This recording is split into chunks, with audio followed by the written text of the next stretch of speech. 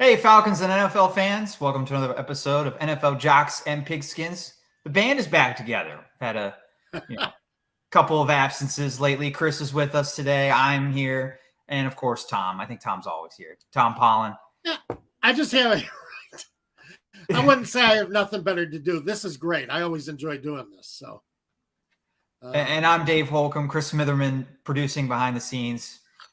Chris and Tom were talking about the weather in the Midwest right before we went live here, and it was supposed to be cloudy today in Atlanta. I even heard some people said it was going to rain. I don't understand the weather app. Maybe somebody can explain it to me, but I can be looking at Marietta weather and my wife can be looking at Marietta weather on the same app on our phone, and it says different things. I don't understand. So that takes some doing. That's pretty good.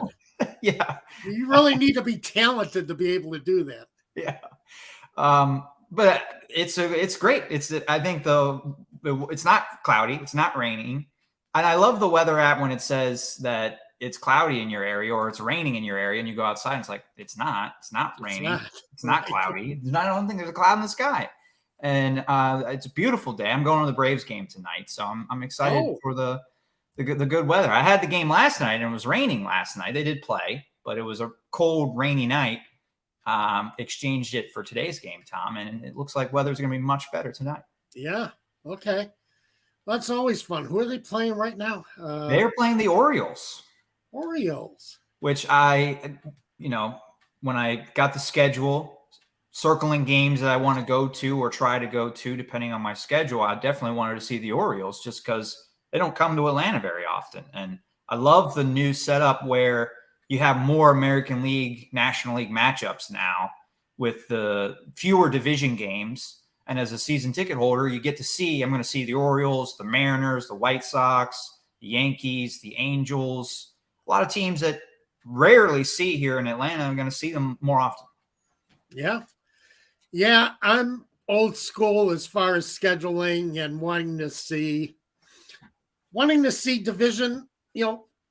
division teams playing their opponents, their division rivals. But, you got to move with the times. It's just the way it is. You want to see Cardinals Cubs 30 times? I'll see Cardinals Cubs as many times as they want to give it to me. Yeah. I mean, it is great to play your rivals, but I do think I like a little variety, but I don't think you have to play every other team in the major leagues, on your schedule for a season. I don't understand it. I don't see why they can't keep rotating divisions. That seemed to work, but that's just me. So I like it. Yeah, we're going to disagree because, I don't need to see Braves-Phillies is a great rivalry, great matchup, but I don't need to see it in Atlanta 9 times in a season. It's just I'd rather see the Orioles. So get to see the Orioles tonight. Okay, good. Get to see the Orioles. So, but anybody, this is our first debate of the day, non-football related. But anybody have a say on the new baseball schedule? Let us know. Or if you're going to the game tonight, let me know. Maybe we can wave to each other. I'll be in the upper deck, so I don't know if anybody here pays a little bit more for their tickets than I do and is sitting a little bit closer. But I'll be at the game if anybody else is going tonight at Truist Park. But we have a great show for you today. We're going to talk a little NFL draft. We did that all last week, but we'll kind of wrap up some loose ends. Any other topics that you guys want to get to about the draft, we can touch upon that. The schedule release is coming up this week. I think we'll have a couple thoughts on some matchups and the excitement with the NFL schedule release. But we're going to start off today with a rumor around former Falcons quarterback Matt Ryan. And this is a very, I don't know if I want to call it a loose rumor, I guess, is if we come up with a better name, it's kind of like, okay, well, I'll break down what happened. So the Tampa Bay Buccaneers said that they are still interested in perhaps adding a veteran quarterback. They have Baker Mayfield and Kyle Trask on the roster, and they're, maybe they will, maybe they won't kind of thing, adding another quarterback. They want it to be a veteran guy. and they made no mention of Matt Ryan. Made no mention of any quarterback. Obviously, teams really don't do that before signing a guy. But us in the media have connected who can fit, who's their best choices right now. And Matt Ryan's name came up. So possible that Matt Ryan could be a target for the Tampa Bay Buccaneers in free agency. With Baker Mayfield and Trask, I don't see why not. If you want to bring him in as your, he'll win the number 2 job and back up Mayfield. I think Mayfield needs a backup, not necessarily because of his play, but he's injured quite often. And I think it's going to come down to that for Tampa Bay at some point this season. Quarterback is not a strength for them. And if they want to contend in a very open NFC South, I don't see why they wouldn't make a move like that. That makes a lot of sense for them. So, Today's show brought to you by Prize Picks. Download the app, use our promo code ASU to get a 100% match on your first deposit up to $100. Also want to get to some early comments. Pantera, what's up, guys? Yeah. Great to see you, Pantera. And RC Plane Building 2, it's his birthday. Happy birthday, RC. Wow. Great. Happy birthday. And Pantera wishing you a happy birthday as well. So, hope you have a great day. What are your plans for your birthday? Let us know. Maybe you're going to the Braves game. Yeah. That would be a good birthday. Maybe. It'd be a fun birthday. It's always a fun birthday to go out to the ballpark on your birthday. Yep. Yeah. I don't get that opportunity having a fall birthday, but I'm late in the season, but I get there. Yeah. So, but back to Matt Ryan. So you would think he's going to be the backup for Baker Mayfield? You don't think he has a chance of coming in there and winning the job? From what I've seen this week, Bruce Arians seems to be very happy that Baker Mayfield is in Tampa, and really believes he has what it takes to start. I would say unless Baker has a very down preseason, he is definitely in Tampa Bay to be the starter. But again, if you want to contend in this division, doesn't hurt to have that veteran backup. I mean, the Falcons went and got one, and Taylor Heineke, getting that guy who can step in case your starter gets injured or he just doesn't play up to the level that you expected. And I would say would be a great move for Tampa. Have somebody there as just in case, somebody who you can plug in if needed for any reason. You mentioned this to me before the show, Matt Ryan possibly retiring. And I think that's kind of the question coming from his perspective. Do you want to play another season? And at this point, are you willing to be a backup? Because I don't know if there are any jobs open right now, to be honest. I mean, maybe he can go into Tampa and compete, maybe. I think another obvious fit for him would be San Francisco. Could he go in there and with Kyle Shanahan, his old offensive coordinator, the guy he won MVP with, that's an obvious fit, but their quarterback situation is so fluid right now. Maybe he could start at the beginning of the season, depending on who's healthy. Right. But is he starting the whole season? Is he willing to go in with go into San Francisco and with the understanding of I may not start the whole year or I may be the backup? I haven't really heard from Matt Ryan to know if he's willing to kind of sacrifice some or swallow some of his pride to be more of a, not that he hasn't been a team guy, but definitely put the team first and not definitely be a starter. Well, I give him credit for, staying active with the Colts, staying active with their quarterbacks last year, not giving up on these guys like another quarterback that we can name who played for Atlanta last year. You're absolutely right. I mean, Matt Ryan, ultimate class, and always been a very professional stand-up guy. Right. And I don't mean to say that he wouldn't be that if he goes to a team, but it's a different situation signing up for it, you know? And he went to Indianapolis thinking he was going to be the starter, wasn't the whole year, and he handled that very well. But now going forward, is he willing to say, hey, okay, I'm going to not be the starter and I'll try and win a championship as a backup and maybe play a little if needed? Or I'm just going to, enjoy my family life. And he's got 2 young kids. He's got lots of money. Is he just, 3 young kids. He had a son this week. Oh, wow. I didn't know that.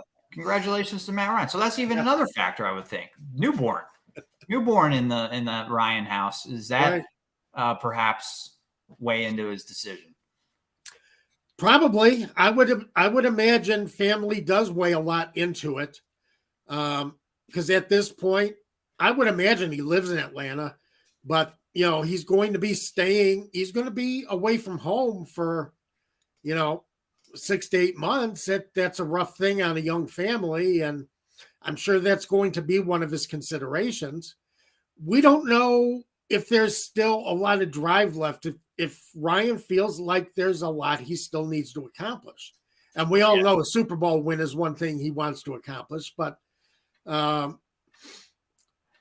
can he, we don't know what his feelings are. And that's the problem with, he puts no hints out there. He puts nothing out there for us to speculate on because, he's quiet. He's right now he's concentrating on his family.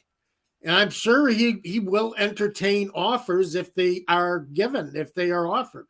But right now, everything's quiet on that front. I think as we go through the mini camp season, we might see a little bit more talk about Ryan coming back with a team and being that guy who is there just in case he's needed. Because most teams need that second quarterback. Yeah, he ends up playing in a lot of places. Yeah, and maybe he could wait, see what happens. There's injuries in training camp preseason that could open up a job with a contender. And then all of a sudden he's in high demand, perhaps. So there is a strategy to this. And another factor is he made some appearances on television during the playoffs as an analyst. Yeah, I believe he did. I think it was for CBS. And is that something that he would entertain as well, if that's what he wants to do, and maybe start that now if he feels like his playing career is over? He could. I mean, I guess I would assume that option would be open to him. I would assume that, the postseason work last year was a audition of sorts. Yeah. Where, basically network wants to see what he has to say, if he can add anything that is, not just the obvious cliches, but add something to the broadcast, add something to analysis. Yeah, I would say that's definitely a route that he could take. So we're talking Matt Ryan rumors right now, possibility of him going to Tampa Bay. That would be a huge hit, I would think, for Falcons fans to see it would. Ryan in a Tampa Bay uniform, even as a backup. I think that would be really rough. Yeah, I think it would too. Nothing worse than seeing one of your team favorites going to a rival. So no matter when, it would be rough to see. But, he's got to do what's good for him. And yeah, of course. And I would hope the Falcons fans would support him no matter what. I mean, he gave his heart and soul to the team, the organization, the community. He gave everything to this team. Yeah, absolutely. There's no doubt. He was the Falcons for a long time. He was the face of the team, one of the faces of the team. So definitely, it's one of those things where you say that he always has a home in Atlanta. So right, that's that kind of thing. So Well, the other big news for this week for the Falcons was the signing of wide receiver Penny Hart. They released a cornerback, 4th-round pick from 2020, John Reed, to make the roster spot for Penny Hart. And they signed Hart after signing their undrafted free agency class, which included 3 wide receivers. So pretty obvious, target there with the Falcons. They've signed veteran free agents this offseason too at wide receiver, which I think is going to help complement Drake London and Kyle Pitts, and now Bijan Robinson as a pass catcher too. But it very clearly Cordell Patterson. So and Cordell, he'll see more work at the. That's true. That's very true. But very clearly, I think the Falcons have identified wide receiver, at least wide receiver depth, still has a need, and they've been addressing that this week. Yeah, I think any team is looking for wide receiver depth these days. It's just the way the NFL is.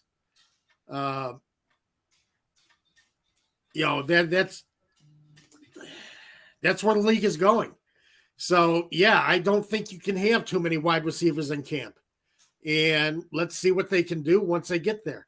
You never know who's going to break out as far as maybe being a punt or kick returner too. There's always those options.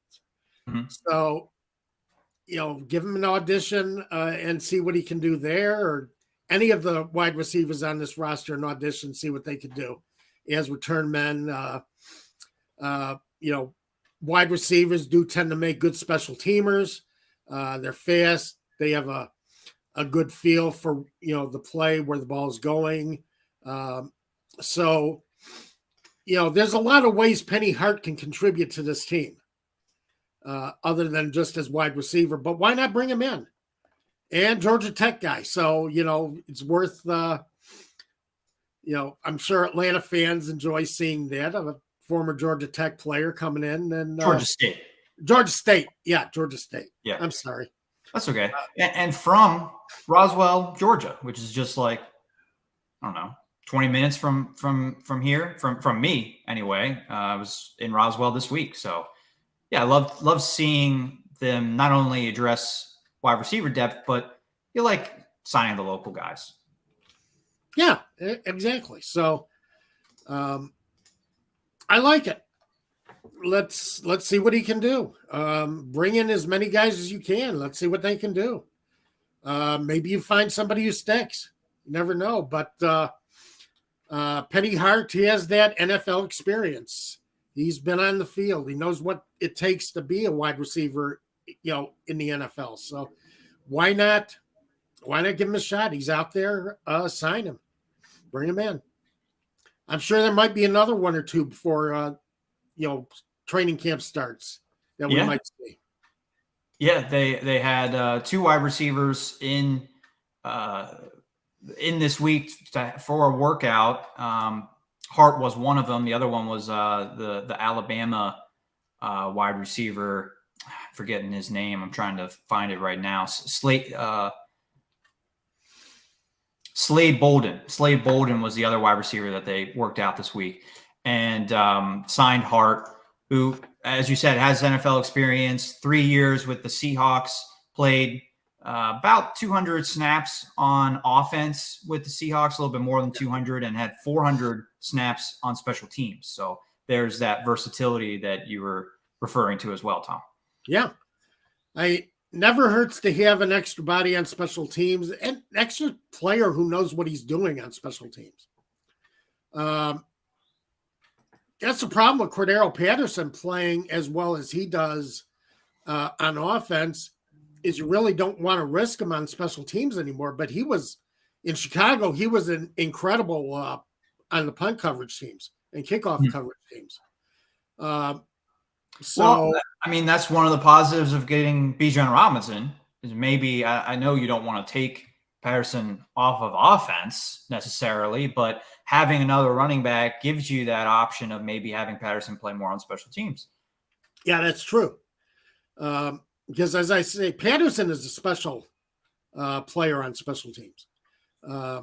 Really, he has a sense for where the ball is going and gets downfield fast. He's so strong that he's tough to block. And, some of these gunners, you can run them out of bounds and take them out of the play. But Patterson, you can't do that with him. He's too strong.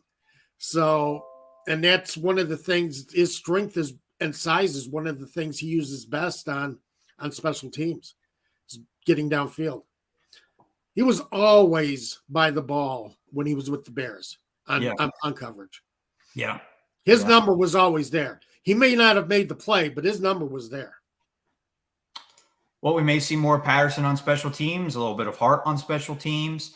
They have those options with the extra bodies that they've brought in for the offense through the draft, through free agency this week with Hart, and really through free agency all offseason, where they've signed Mac Hollins, Scotty Miller, Kadero Hodge is another guy that they brought in. So, I mean, they're 3 of their 4 top wide receivers right there. I think when the season's over, unless one of those guys gets injured and misses multiple games, those are 3 of the 4 top guys, at least a wide receiver in yards, I think we'll have. The other one will be Drake London. Yeah, right. So, it was such a terrible unit last year. And Arthur Smith's offense, requires you have to have some wide receivers. You have to have some guys who can go get the ball. That's one of the keys to his offense: tight ends and the short passing game, yards after catch. So, as I say, you can't bring in enough receivers on this team to try to build some depth and see if you can't find a couple of diamonds in the rough. Tony says that play Patterson at kickoff returner, and he should be the number 2 receiver. Get him off of playing running back altogether and have him play receiver. That's not a bad idea, Tony. I mean, with the running back depth that they have now, with Robinson coming in and the lack of depth at wide receiver, they've tried to add guys. They've added quantity, maybe not necessarily great quality, but I think the first thing you got to do is add that quantity, add guys that have experience. And I think the Falcons have done a good job of doing that. Yeah. Give yourself a chance to find somebody. Give yourself a chance to let somebody shine. Let somebody catch your eye in training camp. So that's all you're doing right now and hopefully you've scouted these guys well enough that you do find a couple of diamonds out there that are going to come in and contribute to your team. As far as Cordell Patterson, you have Bijan Robinson now. You have Tyler Algier. You have what you need at running back. Yeah. All right. You're set at running back. So, you don't even need to use Cordero Patterson as running back right now. You can use him as like a Swiss Army knife type guy, but you do not need to line him up at running back. Lining him up at wide receiver would be ideal for this team. Even Don Shula. He's the kind of wide receiver that the Falcons seem to like right now. Big, large catch radius, strong, gets down the field fast. I mean, he's a prototype for this Falcons offense.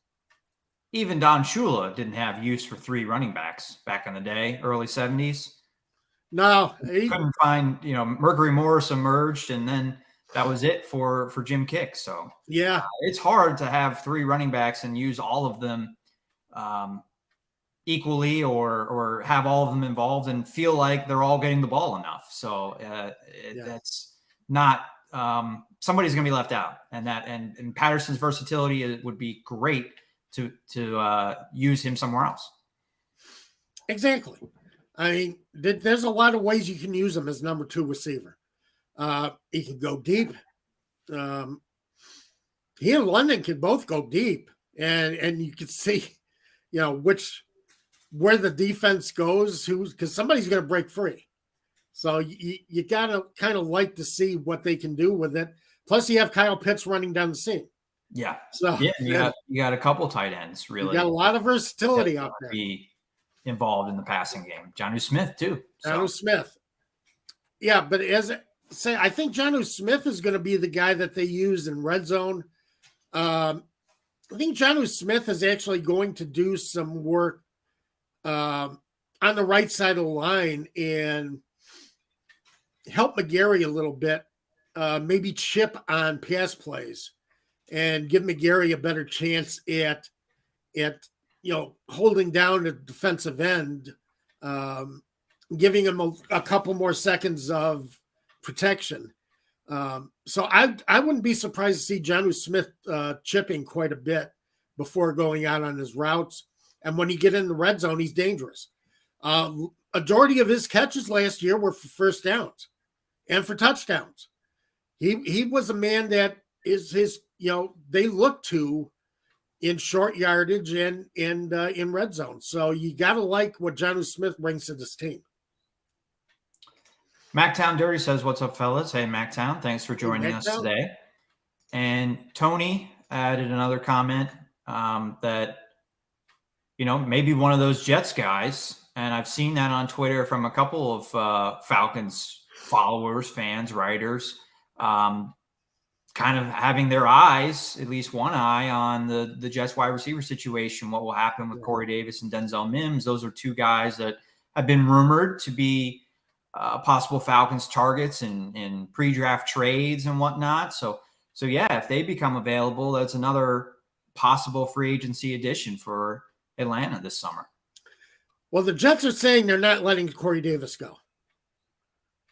So it's going to be an interesting situation because the Jets insist that Corey Davis is going to be playing for the Jets next year. Well, so we'll see how that goes. Huh? I'm not completely sold, but we'll see. I get your point. That's a good point that he is not going to be readily available soon, but we'll see. I mean, if Davis causes a lot of drama, if you're the Jets, cut your losses. Yeah, I agree. Especially since you're looking to be a Super Bowl contender this year. Right. And if you sign Aaron Rodgers, that's what you're looking to be, as a Super Bowl contender. Absolutely. And I know Rodgers has come in. They've made the jokes about him wanting to be the GM or giving the GM demands of who he wants at wide receiver, and they've fulfilled a lot of his demands. I don't know where Davis is on his list of every star player comes in and wants his own guys out there, and it never. Every star player around the NFL or any sport want to see some familiar faces acquired for the team, just so they can have a couple of their buddies on the bench. Michael Jordan was known for that. Michael Jordan always wanted certain players on his team. The problem was that it turns out none of them were worth acquiring for the Bulls. But it's not surprising to see Rodgers wanting certain guys, and certain guys have gone to, New York to play with Rodgers. Sure. That's I'm why saying that I signed there. Well, getting back to Davis, I don't know where Davis is on his list of priorities. Is just what I'm saying.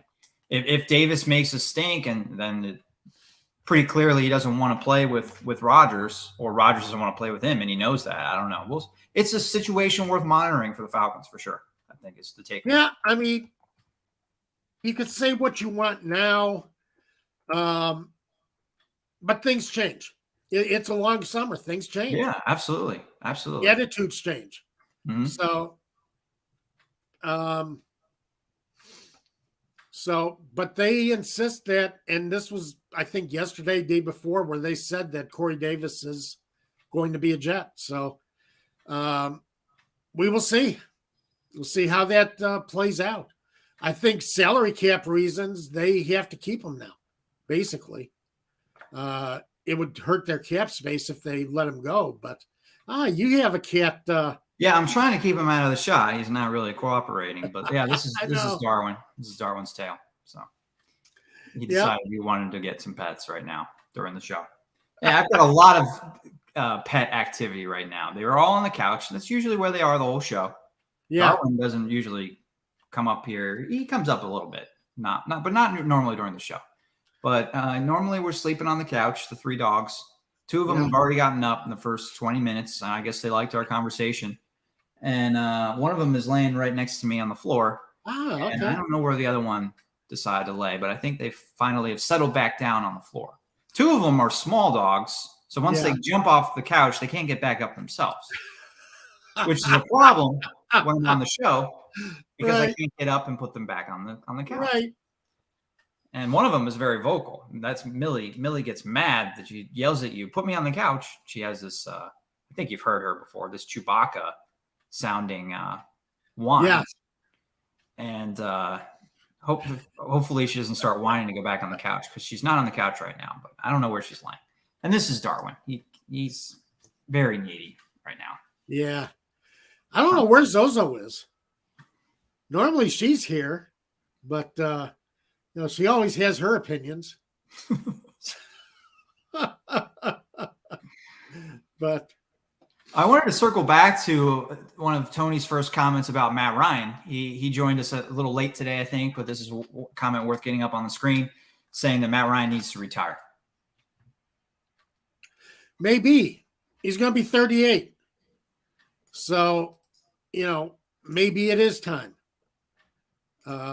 He's going to be 38 in a couple of weeks, actually. Yeah. His birthday is 11 days. I think May 17th is his birthday. Yeah. Based on his play, Tony, I would not disagree. Last year was a rough year for the Colts overall, and I would not blame him for all the problems that the Colts offense had. That was just a circus, especially with Jeff Saturday in the second half of the year. But that was terrible. That was just awful. But Matt Ryan still did not play well. Yeah, Frank Reich kind of, threw Sam Ellinger under the bus, and that was a terrible situation that Ryan was involved with last year, unfortunately. And maybe he wants to have a better situation to retire on. Who knows? Maybe he doesn't want to retire with that season being his last. He wants to do something a little bit more, a little bit better. I would assume, yes, the competitor in him feels that way.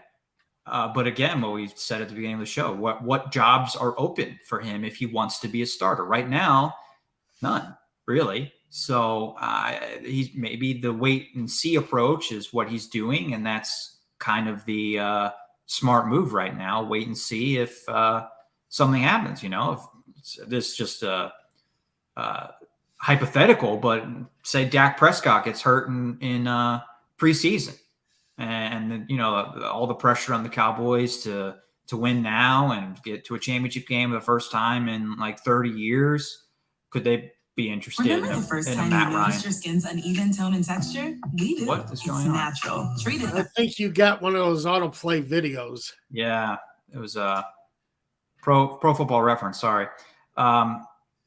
So yeah, if an injury happens to Dak Prescott or really any quarterback on a team that are Super Bowl contenders, is Matt Ryan a possible option for them? Right. So I wouldn't say that he necessarily feels like he's washed up, because that's the thing. You just being competitive like he is, and these guys always think that they have another season left in them. I would think Matt Ryan probably feels that way. Yeah. So, and Tony just commented about Matt Ryan and his broadcast opportunities. Yeah, we talked about that at the beginning of the show too, Tony, about the possibility of him during the broadcast booth, and I think that would be available to him too. These quarterbacks, when they retire or approach retirement age, we're seeing it with Tom Brady. Seen it with Ben Roethlisberger a little bit, probably not as much with him because of his name was really unpopular across the nation. But I mean, Ben Roethlisberger has a podcast, so he is out there in the public light still. And Tom Brady's everywhere. It seems like public speaking. And there was a report this week he might not do that Fox thing now. Did you see that? I saw that. Yeah, and there's a lot of speculation about whether he will do it or not. And, I still say you don't, great quarterback, one of the greatest of all time, but you don't know if he has anything of interest to say in a broadcast booth. Does he have any analysis that is going to make me sit up and take notice? Is he going to give me any insight? Is he going to be more of a guy who wants to protect the locker room and not spill anything that happens, or not give you any insight into what players are really thinking or players are trying to do? But I mean, we talked about that before, and I totally agree with you. But Fox has already given him the blank check. Basically, it's just a question of whether or not he wants to do it, which is kind of surprising to me that he wouldn't want that money. But I guess the traveling is a concern for him. I don't know what else is on his life goals at this point, especially child support's going to be a bitch. So, well, yeah, but also like. It would make sense if he said, well, I want to spend more time with my family, which he does have his kids. I'm sure he might want to spend time with his kids. But last year, we went through that. Dragged through the mud in terms of not spending time with his family. And I don't want to say he doesn't have his family anymore. I don't know his situation personally. But no, neither he's not. I mean, doesn't have his wife anymore. So can't fall back on, well, I'm spending more time with the family or the wife. And that's why I don't want to travel around. So I'm curious to see that situation and what happens. Yeah, so am I. It's going to be interesting. The one thing, I want to see Greg Olsen stay in the broadcast booth. I want to see him stay as the lead analyst. Yeah, that's true. Yeah, absolutely. He did a great job. He's fantastic. Really gives you a lot of insight to the game. He's the kind of guy I'm talking about with what are you going to see with Tom Brady? I want to see the kind of things that Matt Olson brings to the booth. Well, you already got that guy. Now, if you want to put him in as an in-studio analyst, that might be more Brady style. So that'll be interesting to see. Yeah, perhaps. I don't know. Got quite a few comments coming in. Oh, I wanted to get to one from Dave. Going back to the wide receivers here for a second. He said, too much is being made of the wide receiver room. Keep an eye on undrafted Justin Marshall. Dave also said he would stay away from Corey Davis. Even if he was available, he's no longer Titans Corey Davis. I think that's a good point, Dave. Good point.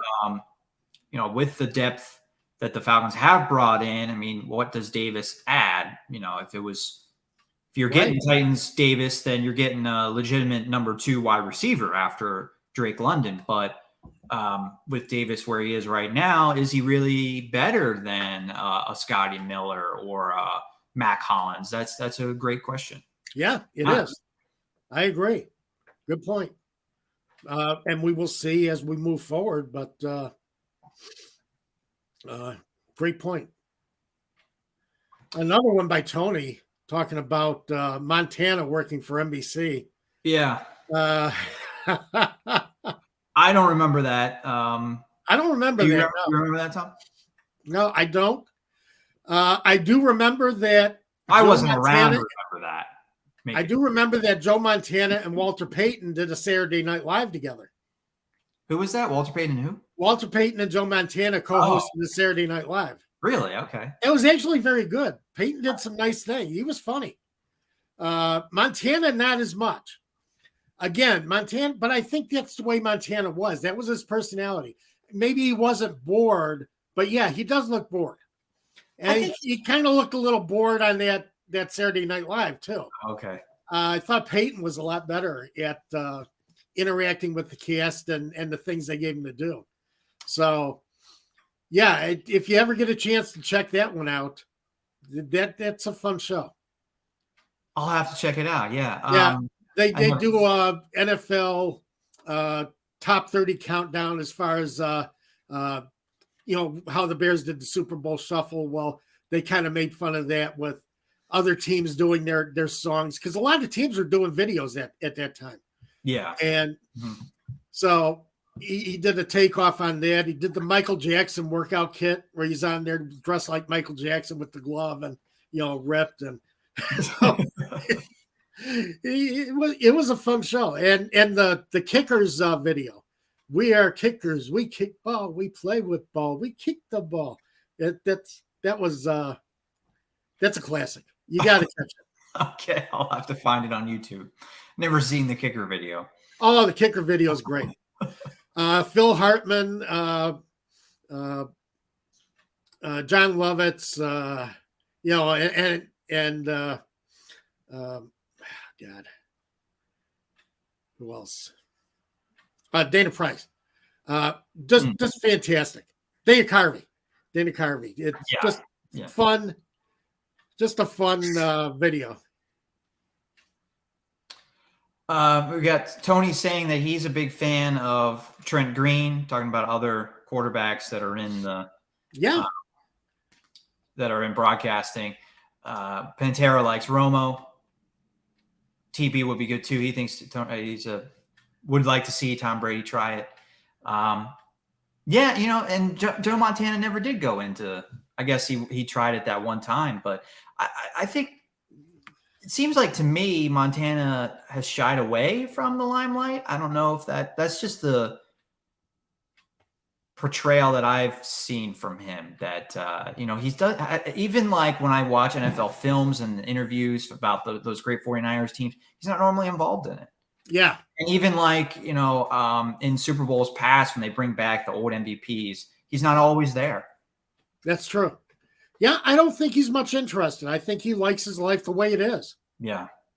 So, and some guys are like that. My thing with Brady, Pantera, you say Romo's great. I think Romo's kind of been a victim of his own press releases, though.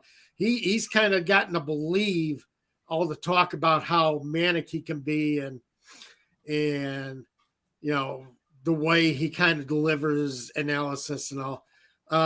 My problem with Tom Brady is I don't want to see him on the number one team right off. Prove to me you can do this. And then I will be fine with you taking over for Greg Olsen. Or, I don't think a three-man booth works that well, but, if they decide that Brady's good and Olsen moves down to the number two team, then I'll deal with it. But Brady has to prove that he can do it. He's not playing quarterback anymore. Let's prove that he knows what he's doing when he comes out there to talk. Yeah, I mean, that's the way it should be at every job, right? You don't get the top spot right away because of your name. Well, and unfortunately, Brady's going to get that. I mean, you pay him that much money, he's going to be on the top team. So he's that's right. That and be second. But yeah, I agree with you that it would be nice for him to get a tryout or see if he's good at it first. But maybe we won't even get it because, again, he's thinking about not doing it reportedly. So false start. Falcon says Jonathan Vilma needs to not do Falcons games. I would agree with you with that. I don't think Vilma's the best analyst, not my favorite guy, although he's normally paired with Kenny Albert, who I like a lot. I think he's a really good, talented play-by-play guy. But Vilma, not the best analyst, and a former Saint, of course. So a guy I'm sure Falcons fans don't want to see broadcast their games. And it seemed like he did a lot of their games last year. Yeah. I'm sorry. I just haven't caught a lot of Jonathan Vilma doing games. So normally on Bears broadcasts, we don't get him. So it's interesting, but it would be interesting to see. Yeah, that's the impression I get, Tony, that very laid-back personality, definition of Joe Cool, the original Joe Cool. Yeah. They've tried to apply that to some other, Joe Burrow now and other guys, but he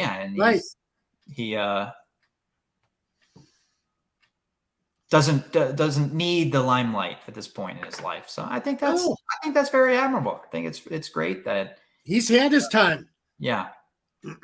Yeah, absolutely. He's always going to be mentioned as one of the great quarterbacks. So, he's happy with that. And, he should be, with everything he accomplished during his NFL career. He wasn't considered a top quarterback coming out. He was considered a project. He was considered a maybe prospect when he came out of Notre Dame. And look at what he and Joe Walsh we're able to do together.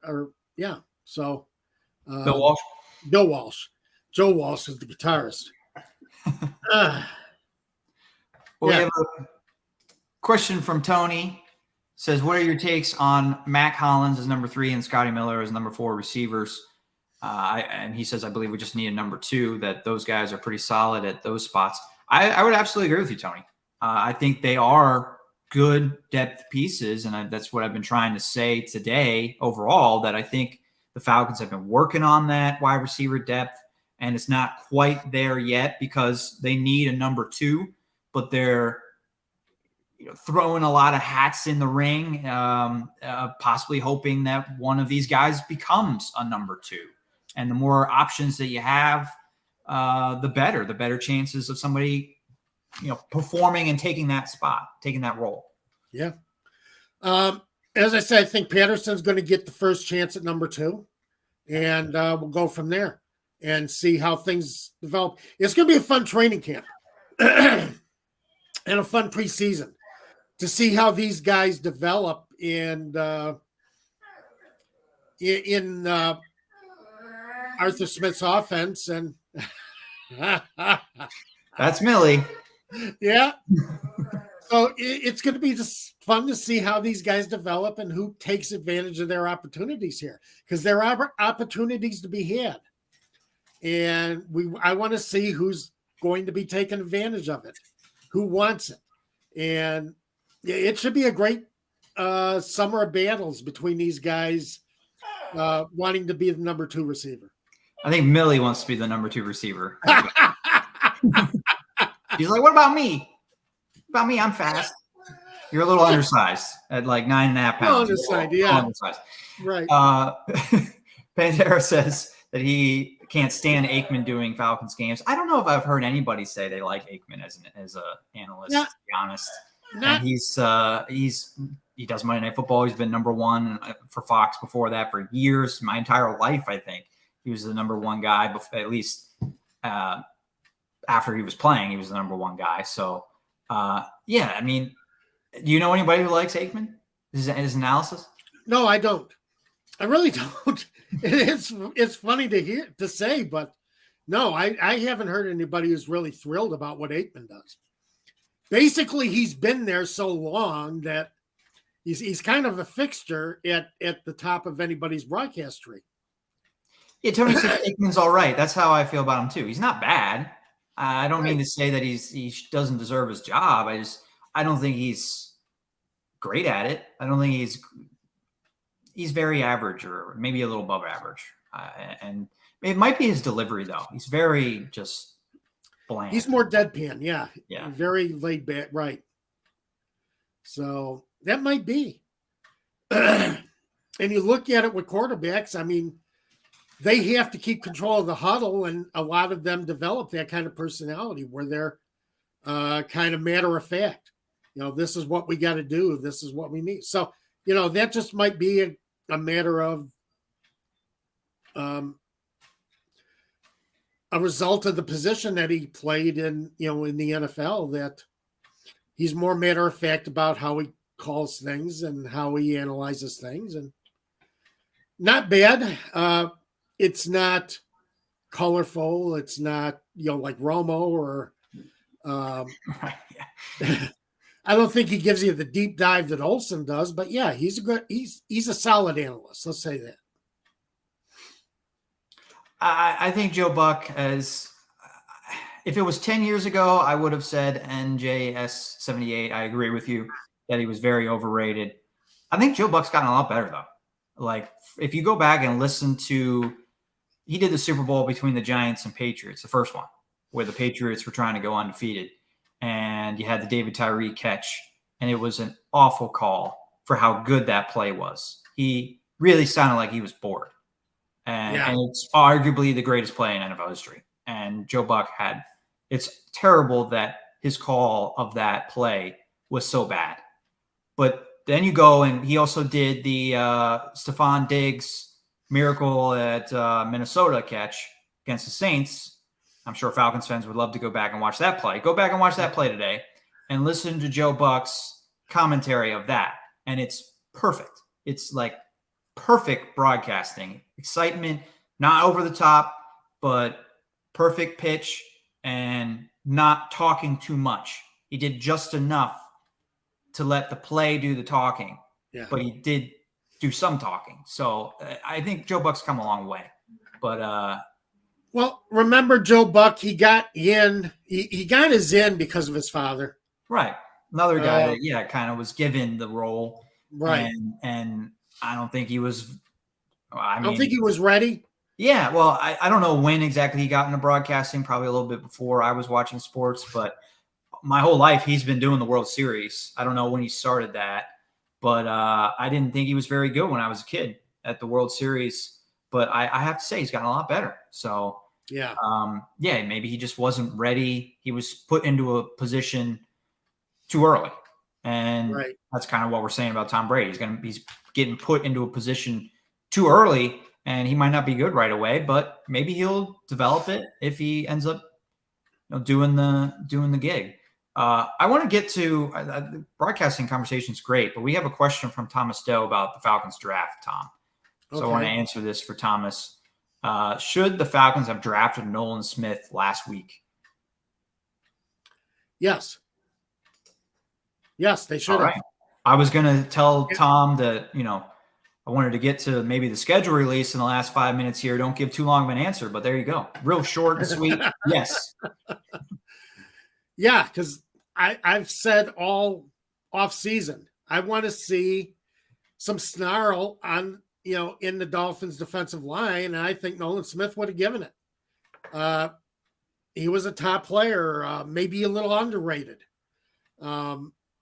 I don't think you needed Bijan Robinson as much as the Falcons seem to think they needed him. But I'm not going to complain about Bijan Robinson. I think he's going to add a lot to the Falcons offense. But yeah, I've been wanting to see a top edge rusher for a long time. And I wanted to see Nolan Smith be here. To answer your question, matter of factly, yes, I think they should have drafted him too. So I'm excited to see what Robinson can do. I think he's going to be a great player. And we talked about all the positives with him, not talking about him specifically, but we're talking about the wide receiver room and the depth there. And will Patterson play running back or wide receiver? Having Robinson allows Patterson to play wide receiver. It allows Patterson to do more on special teams. So there's a lot of positives, not just with having Robinson, that bringing him in gives the Falcons their offense and their entire team. But yeah, I don't like the way the Falcons are building their team with specialty player over and over again drafted in the top 10. I don't think that's something you can sustain. I don't think that's something you can have sustained success with. You can't. Absolutely not. You've got to build from the inside out. And that's what always frustrates me about the Falcons come draft time is they don't do that. So it's a frustrating thing. And I mean, it seemed like it was kind of a Thomas Dimitroff thing that he didn't want to do that. He didn't emphasize, he did emphasize the offensive line in that one draft where they took 2 in the first round. But other than that, I mean, not much on the lines, especially on defense from him. But we're seeing the same thing with Terry Fontenot. And then that kind of makes you wonder how much is Arthur Blank involved, because he's the one guy that kind of is the constant with this team and their decisions, their draft decisions and their draft strategy overall that we're kind of criticizing here. But you can pick up the specialty players later in the draft and pick up good ones. It's just the way it is. You've got to get those interior linemen on offense and defense. You got to get them early. You got to get, because teams are not going to, don't let those guys get the free agent if they're quality. You're not going to sign you might get lucky and find one in free agency. You're not going to find many in free agency who are worth spending the money on and worth bringing in. It's the way it is.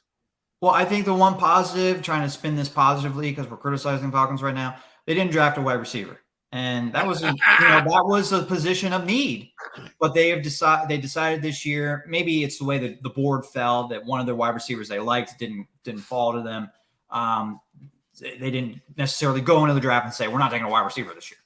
But they addressed the position in free agency in a big way. And that is, it's not a finished product. But I think they have pieces there that they can work with Desmond Ridder this season. So that's my positive spin on the Falcons draft, that at least after taking the running back early, they addressed bigger needs, getting the offensive lineman, and then, defense. And Tony had a great point with one of his comments about Clark Phillips, a guy we didn't really talk about last week because he hadn't been drafted yet when we had the show. He was the biggest pick the Falcons made on day 3, and I think he was a solid pick, a cornerback. And they didn't get the big name Christian Gonzalez in the top 10, somebody like that who was available. They wanted him, but they got a pretty quality guy on day 3 at cornerback. Yeah, they did. And we'll see how he does. It's a position that needed depth. So let's see how it works out. I mean, they did sign Mike Hughes from the Detroit Lions. So, and with, Harris on the third day, you hope that's, you have some depth at defensive back, at cornerback that will work for this team. False start Falcons says Thomas Dimitroff did invest in, I think he's talking offensive defensive lines. He just did it in the wrong players. That's true. False start. I just pulled up the Falcons draft, so I'm got a point of reference here. Got Vic Beasley first round in 2015, was a big part of the Super Bowl team, but didn't work out after that. Tack McKinley was supposed to be a great pick. Maybe had a couple of decent, okay years, and then was a bust. That was another first round guy. So, and Jake Matthews, of course, was a guy that was a good pick, offensive lineman. So, I'm just probably Chris Lindstrom. I mean, guy made all pro last year. Yes, so definitely hit with him, but you got to hit more, and you got to hit on both sides of the ball. Real quick before we wrap up, are there any games that you're waiting to see when they end up on the schedule release coming up Thursday? I think the NFL's kind of been weird about it. The way they've phrased it is we think we're going to have our schedule release Thursday. I don't think I've seen a confirmed report that that's the day it's going to happen, but I believe that's when it's going to happen. I believe the NFL, I guess, is hoping the schedule is ready to be released on that day. I don't know what the holdup could be, but is there any storyline games that you're looking at? I need to see when this game's going to be on the schedule. Well, I heard a lot of people kicking around the Chiefs against the Eagles leading off on Thursday night opening kickoff. So that would be entertaining. I would love that. Yeah, I would love to see it. And that's how they usually do it. Is the Super Bowl champion going against one of the best teams, from the other conference, and making it that kind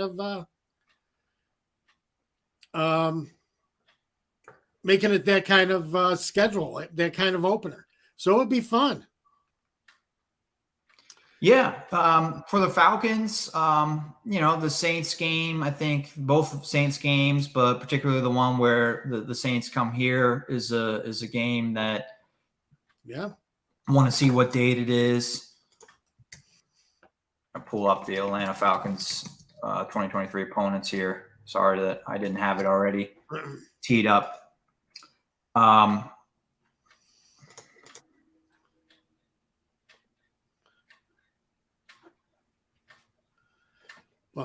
as far as what I look at, the Central Division, NFC North, you got the Packers, Vikings home, and the Bears, Lions away. So that should be interesting to see. I'm looking forward to seeing the Falcons again this year. Looking forward. That's going to be in Chicago. Yeah, they'll be in Chicago. So you got Arthur Smith homecoming. He's going back to Tennessee. Played the Titans. So that'll be a fun one. Be interesting. I would think the Packers game here in Atlanta would be a popular game. Maybe it loses some of its luster without Aaron Rodgers there, but it's another team that popular. Falcons fans are going to have to, really try to not sell their tickets to Packers fans because there's going to be a lot of. I was at the Steelers Falcons game last December, and it was like 80% Steeler fans. That's another game that it could be 80% Packers fans if you're not careful. I think that maybe the Falcons want that to be at the beginning of the season, so Falcons fans are the most engaged they're going to be. Or I guess if it's at the end of the season, you're hoping the Falcons are competing for a playoff spot, and the Falcons fans are, come out and fill the seats there. Yeah, you got to watch out which teams fans like to travel. And the Packers do have a fan base that will travel. So, and with Atlanta being a hub, hub airline, it's easy to get there. Right. Yeah. Even from Green Bay. Yeah. And I think, Vikings fans might want to take a little vacation down to Atlanta if that game is in November or December. And the Commanders come to Atlanta as well. Yes. I saw Taylor Heineke playing for the Commanders a couple of years ago in Atlanta, and that was heavily attended by Washington fans as well. So, yeah, so it should be, it'll be fun. And of course, you got your division games. As I say, division's going to be important this year because this division can be won and the Falcons can win it. So look forward to those division games. Today's show was brought to you by Prize Picks. Download the app. Use our promo code ASU to get started. That gets you a 100% match on your first deposit up to $100. Free money for you, and it's a great way to support our show. If you don't want to sign up, other ways you can support us, follow us on Facebook, follow us on YouTube. You can follow the channel for all of your Atlanta and Georgia sports. Terrence had a video this week about Nolan Smith and the Falcons passing on him. Was not a fan of that decision. So if you want more on Nolan Smith and the Falcons, check out the channel on YouTube. Like us on Facebook. Follow Tom and I on Twitter as well, at TJ Pollen, at DM Holcomb. Thanks for tuning in today, guys. We'll be back next Saturday. Have a great week, everyone.